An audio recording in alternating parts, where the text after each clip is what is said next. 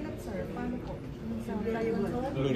Medyo, kung meron na kaming mga legislative measures na nakahanda, siguro malapit-lapit na yan. We will ask the chairman of the Blue Ribbon his assessment after the hearing tomorrow, which I think will be very vital.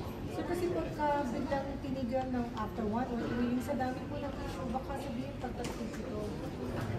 Hindi naman, lahat naman ng mga findings natin dito, dati at ngayon, at saka yung mga parating, we will submit all of that to the independent commissioners.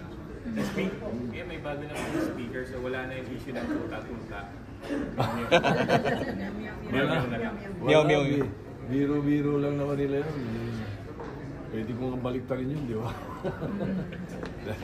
Wala yun, hindi natin patulan yung mga ganun. Sir, nilapitan ngayon ni Congressman Marcoleta yata kagabi. Nag-usap po ba kayo ni Congressman? May holding hands. Official business.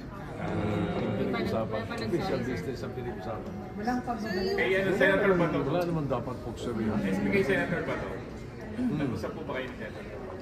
Hindi pa eh. Hindi pa. From the session pa lang.